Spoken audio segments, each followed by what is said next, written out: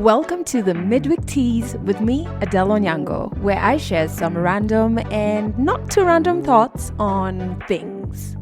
And in this episode, let's talk about that feeling you get when you start to think, have I been left behind in life? Today, we're talking about something that so many of us struggle with, that sinking feeling that you're behind in life. I know you felt it, like when you scroll through social media and suddenly it feels like everybody's moving faster than you. It's like they're thriving, they're glowing, they're achieving, they're healing. If you're in business like me, they're launching. And you're just there. You're like, did I miss a memo somewhere? Like, why don't I have it all figured out, And that feeling actually has a name. It's called timeline anxiety, right? It's when we start to measure our worth by milestones that were never ours to begin with. So I thought, let's talk about that this week. I mean, from the time we're young, we're handed a checklist, right? By 20, you should have this. By 25, you should have this. By age 30, you should be there. By 35, you should have it all figured out. But sometimes I wonder, who wrote that list, right? And why are we following it so faithfully, even when it doesn't fit us? And honestly, does anyone ever have this thing called life figured out? I am 36 right now, and I can tell you, man, just live. Throw the checklist out of the window because it just doesn't work. And it's not that you're not working hard enough as to why it's not being actualized. One, it's not realistic. Two, there's so much that is out of your control. Just throw it out of the window and then start living, And I feel like when we talk about those timelines, specifically for women and then African women, these timelines are like woven into our upbringing, right? So they're reinforced by family, by culture, by religion. And when they're told to us, it sounds like love, like people just want what's best for us. But honestly, I think they become invisible cages, right? Pushing us to chase a version of success that has nothing to do with who we are or what we truly desire, right? And then you start to feel like if you are not meeting those timelines, you're failing, which is a lie. Because the truth is, there is no universal timeline. There exists only yours.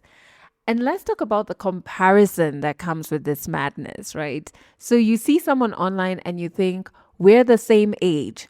Why does she seem so far ahead, right? Or she's already healed from a heartbreak and she's moved on. She's announced a new relationship. Me, I'm still here crying myself to sleep every night. Comparison is hectic. And I had to realize that comparison is not always envy. I think we only think about it that way. Comparison sometimes is grief. And you have to allow yourself the space to grieve the life you imagined you'd have by now. And when you don't allow yourself to process that grief, it pops up as comparison. But grieve it because you were socialized to believe that by age 20, 25, 30, 35, 40, 45, 50, your life needed to look a specific way. And now you're finding out qua ground, things are very different. Grieve the life you imagined you'd have by now. And then go back to the drawing board and start designing it for yourself. Because the life you imagined you'd have by now wasn't a life you designed. It's a life that you were told you had to have. You know what I mean? There was no space for individuality, for dreaming, for curiosity, for experimentation. You were just told by 25, this is what it needs to look like. Grieve it. Let it out of your system. Because if you don't, it pops up, as I said, it pops up as comparison. And what I've learned is when you're busy comparing yourself to others, what you're doing is disconnecting from your own rhythm. And it turns life into a race. When life is a rhythm, it's not a race because we're all not headed in the same direction in terms of experiences. We're headed in the same direction in terms of death, but not in terms of experiences. And so that rhythm is yours and yours alone. And don't forget, no one posts their detours, their silent doubts, their failed attempts. But those are also part of the story. I recently on my Insta story, because I've been feeling so overwhelmed and just so exhausted in my personal life and my business life. Like with work, we have been shooting for the past 3 weeks, going on four. So my entire schedule has been thrown up in the air. And with shooting, for those who don't know, you have early call times, so you need to be on set by 6:30. By 7 you're in makeup, and then you're dressing up, and then you're trying to remember this interview that I prepped for. Can I remember all the things that we're meant to talk about? And you go through that for 4 or 5 days. And then I got one day to like breathe. The next day I was going back into Nairobi, checking into my hotel, preparing for the moth. I told you about this a few episodes ago. The moth main stage, trying to memorize my story that I was going to give, trying to go through the host notes because I was hosting. And in between that, trying to also check in with my team in terms of pre-production for the thing that we're starting to shoot tomorrow. And so I posted on my Insta stories that I feel so overwhelmed. Then in my personal life, I lost my uncle in the States, and I've been trying to navigate that. It did bring up more, or what am I trying to say? It triggered a heavier sense of grieving my mom, which normally happens when someone close to you dies. Grief triggers other grief. And so I was just like trying to show up. And while I was doing that, I kind of had like an argument or a rift with someone who's so dear and so important to me, and like trying to navigate that and understand what it means. And then because your uterus always knows the worst time to bring you cramps is the best time for them to show up. You know what I mean? Cramping. And so I shared on my Insta story, like, yo, I'm not the only one. Hey, I'm feeling very overwhelmed here. And the business stuff is good stuff because it's wonderful to be working. And there's an element of gratitude, but it's a lot. And so it's exhausting. And I was so shocked that very many people responded and like, yeah, I do feel this or I do feel that. And I think I remember making a mental note and being like, I need to share this a bit more. I think people only see the finished products, but they don't see the doubts. While I'm working on all this business stuff, I'm doubting the hell out of myself, right? I am pivoting. I am scared. I'm failing. These are all parts of the story, but people don't post that often, So you're not behind. You're just not seeing the whole picture.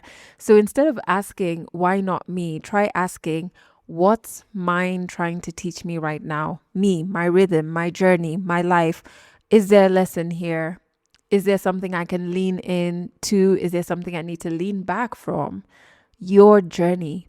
I think the other thing is to also remember that the way we think about healing and purpose needs to change. We like to think about it being a straight line, like it's progress, success, peace.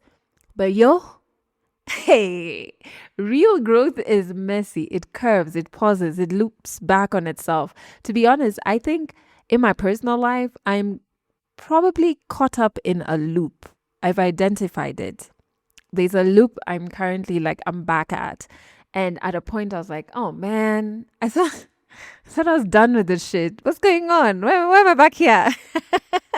But I was making the mistake of thinking that healing and purpose follow a straight line, progress, success, peace. It's messy, it curves, it loops, and you find yourself back at something that you thought you were past, but you're not. Maybe the relationship that didn't work wasn't a setback, it's a redirection. Maybe that season that felt like nothing was happening was actually your roots growing deeper. It's just not a straight line, right? So think of yourself like a seed underground. Let me tell you, gardening has taught me things, because from the surface, right now I've just planted onions. From the surface, it looks like nothing's moving. And I'm always so like, hey, I need to see things. And my gardener, James, is always like, Bado, he's younger than me, but has so much ease and patience with these things. He teaches me a lot. He's always like, Bado. And from the surface, it looks like nothing is moving. But beneath the soil, everything that is essential is happening.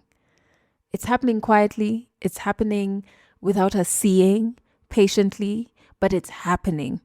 So if you feel you're in a season where you aren't seeing the growth, you're not seeing the shiny after effects of growth, or you feel like you're delayed, just trust that preparation is happening beneath the surface. Just always remember my onions or my carrots when I put them in the nursery bed. Just because we're not seeing progress doesn't mean it's not happening. The very essential things are happening. You're not late. You're learning. Let's talk about success, because also while we're redefining things, we need to think about what we how we view success. Because what if success isn't about speed, but is about alignment? So it's not about how fast you reach something, but whether it truly fits you when you do. And if we look at it in that sense, we often forget that moving slower can mean moving more intentionally, right? And that the moments of peace are also a form of progress. So a good place to start is to ask yourself this question. If no one was watching, what would success look like to me? If there was no posting about it, no telling the friend WhatsApp group about it, what would it look like to me? Would it be calm mornings? Would it be a creative project? Would it be a healed hurt? Would it hurt? Moyo, heart, the one that pumps blood. Would it be joy that doesn't need an audience? What would your answer be? If no one was watching, what would success look like to me? Let me tell you, I would answer this as it would look like peaceful days. It would look like calm mornings. Hey, that is success to me. It would look like being able to creatively express myself in my business and get paid for it. That doesn't even need an audience. It would look like me creating such bomb shows that people get moved by and take pieces from the productions we have here that can aid them or inspire them or enlighten them or awaken them. Hey, if I do that, success is there. It would look like me honoring every part of me, even when it means saying bye to people or things that I love. That's my answer. What's yours? If no one was watching, what would success look like to me? If you feel inspired to, you can answer that question in the comment section, wherever it is you're listening to this on. But if you want it to be private, that's also great. But just always remember, how can you be behind on a path that's uniquely yours? How? Because this path was made only for you, isn't it?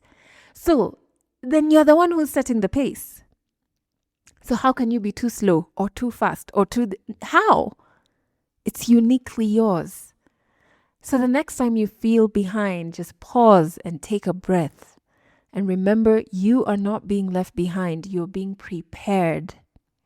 You're not off track. You're being redirected. You're not late. You're right on time for your life. And you can just let other people run their race. You just keep your rhythm, right? Now, if you're listening to this and you remember a particular moment that you felt behind in life, maybe you could share in the comment section what helped you find peace with your own timing so that we can share tips, because this really is a community. And if you resonated with this episode, make sure you share it with the people that you love.